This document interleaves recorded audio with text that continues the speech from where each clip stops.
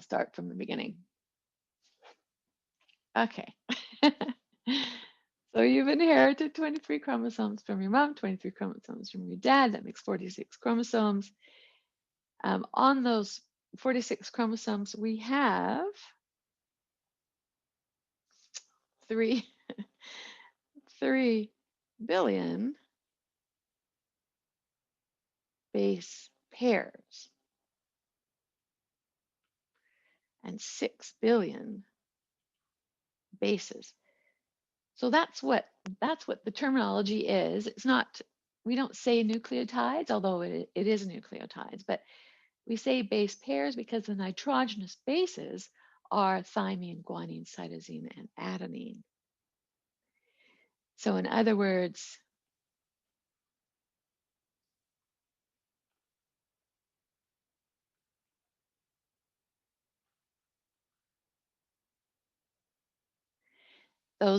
this is one base pair, this is one base. Yeah, and approximately 20,000 genes. So the gene for earlobe is at a particular loci on a chromosome, and there are 2 alleles. In this case, we're going to use a capital D because the detached earlobe is dominant. D equals detached. And whenever I do Punnett squares, I always write out what each allele codes for. So D is a detached earlobe. And little d is an attached earlobe. So it's attached right here. There isn't a little piece hanging down. So check out your own ears right now and see if you have detached or attached earlobes.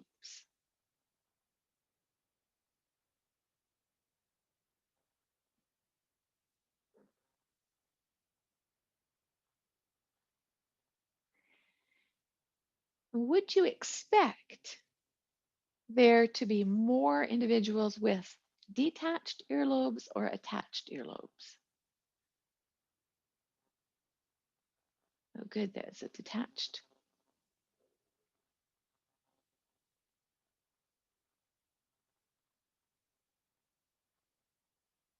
So that depends on a lot of things. It depends on the frequency of alleles in the population. But generally, you would expect to see 3/4 of a population to have detached earlobes and 1/4 of attached earlobes. But that's in an ideal situation where the crosses of the parents have been quite specific. So let's instead look at probabilities. What is the probability of a certain number of detached earlobes in the population or a certain number of detached and attached? So this is what we can do, a Punnett square. In this case, we're assuming that the chromosomes from our mom, each chromosome holding the locus for earlobe shape, has one detached and one attached. It's protocol to make the dominant trait a capital letter. That's the protocol. So the recessive trait has a small letter. So this came from our mom. And these are the eggs here. From our dad on 2 chromosomes, we also received one dominant and one recessive allele for earlobes. So the way you draw this with a Punnett square is you draw a square of 4 parts, and you put the gametes in the row and the columns. So these are gametes.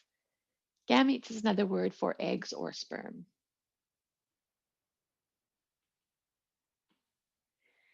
And then you look at the resultant genotypes.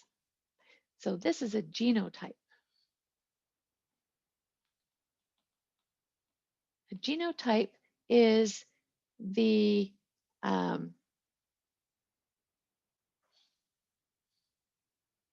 alleles present. That's the genotype. The phenotype, on the other hand, is the expressed character.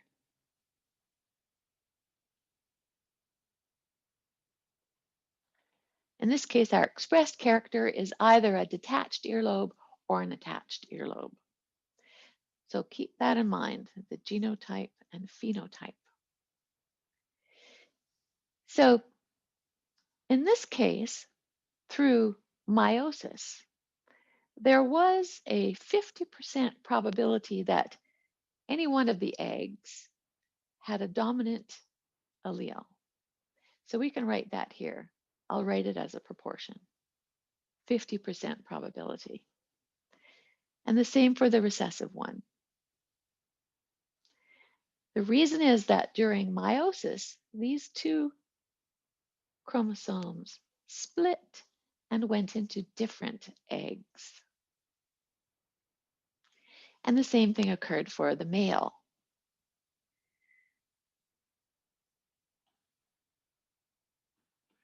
Each sperm being produced had a 50% probability of getting either this chromosome here or this chromosome here, either or. Now we're looking for the probability of getting certain genotypes in the offspring. And that's the kind of thing that genetic counselors do, that people want to know often. What is the probability of their child getting a particular trait? In which case, we simply fill out the Punnett Square. So here we have a dominant and a dominant allele, so we put that in that square. In this square, we have dominant and recessive. In this square, we have dominant and recessive as well, dominant from the mother, recessive from the father. It is protocol to always put the capital letter first. And then if this egg and this sperm happen to get together, then we have two recessive alleles. And these are called homozygous. This is a homozygous dominant. This is a homozygous recessive. Homozygous meaning exactly the same. Heterozygous means different. So these two are heterozygous. So my question to you is, what is the probability of getting an offspring with these two alleles, the two dominant alleles? What is the probability? Can anyone guess? 25. Good, 25%. And we got that by multiplying 0.5 and 0.5 together. 0.25 or 25%. Is it the same for the other squares? Is it the same for the other squares?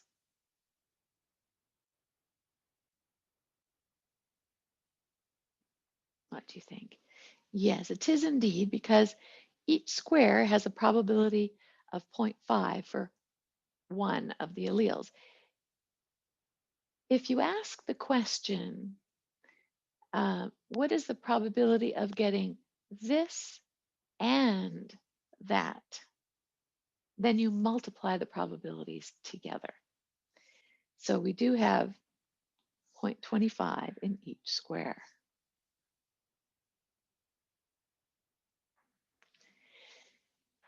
So remember, that is the probability.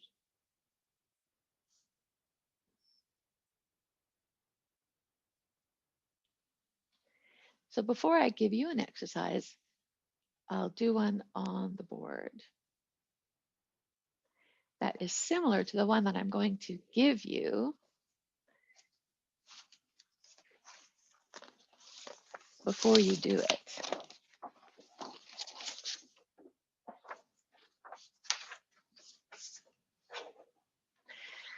Okay, so this is an example. A tree produces I'm trying to make it simple. Produces, let's say, green leaves or red leaves. Green leaves are dominant.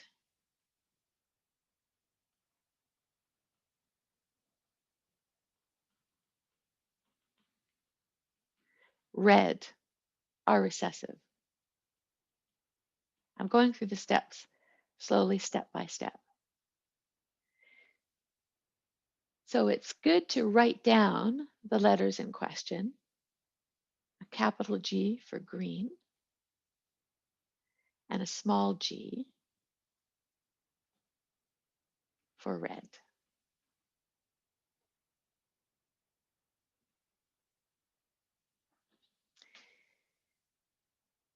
So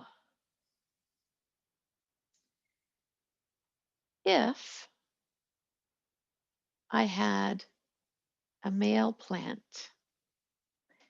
with 2 green alleles and crossed it with a female plant with 2 red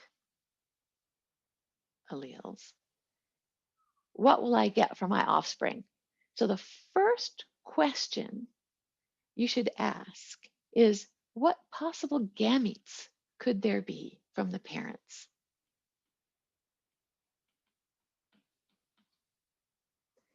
In this case, this parent can only have a large G, a dominant allele, and this parent can only have a little one. Those are the only possible gametes that these individuals are going to produce. So when fertilization happens, so they mate, they breed, the 2 alleles fuse. That's what happens in fertilization.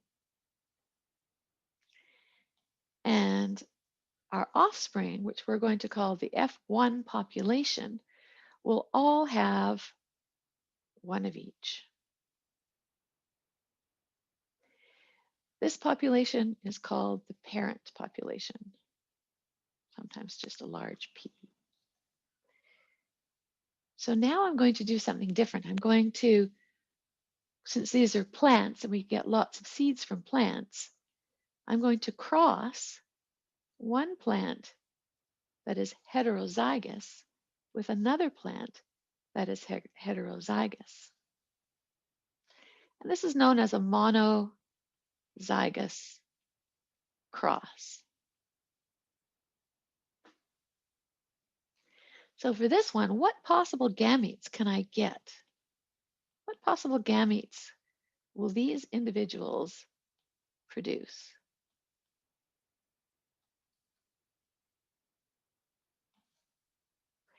So this individual could conceivably have a large G or a small one. This individual could also have a large G or a small one in the eggs. So this will be the male plant and the female. So they've grown up. Now we're crossing their seeds. Their seeds are heterozygous. What will our outcome be? Well, let's make a Punnett square.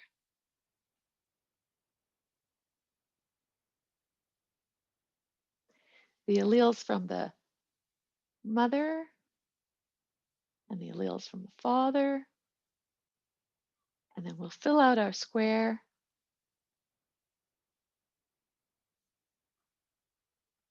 And we have our genotypes. The same as the previous Punnett square, there's a 25% probability of getting any of 4 of those. But we have to qualify it a little bit more because we could get either that combination or this combination, and we need to add those together.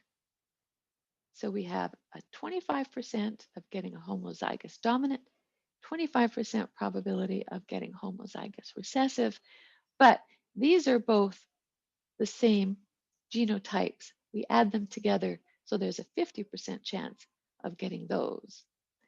So our genotypic ratio of homozygous, heterozygous, homozygous will be 1 to 2 to 1. Or you could write that as 0.25%, 0.50%, 0.25%. So that gives you the ratio. One other interesting development, if you like, is that what will these individuals look like?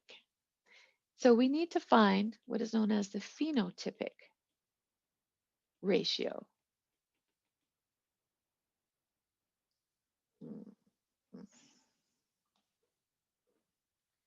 So what will be the ratio of green individuals to red individuals?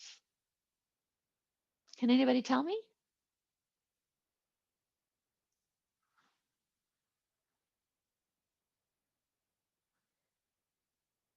Which ones of these individuals will be green? 3 to 1. Good. Yeah. 3 to 1, 0.75 to 0.25. Good. And how do you, excuse me, how do you know if a trait is dominant? That is a very good question. How would you know if a trait was dominant? Because when you see a green individual, you have no idea if they have both dominant alleles or only one dominant allele. So you can find that out by doing a cross. So this is the way you find out if something is dominant. If you've done a cross of individuals that are heterozygous and you end up with a ratio of 3 to 1, then it follows that green is the dominant allele. You've shown that by your Punnett Square. So the Punnett Square reveals which allele is dominant by the phenotypic ratio. Good question. So now I'm going to give you an exercise to do, very similar to what we've just done.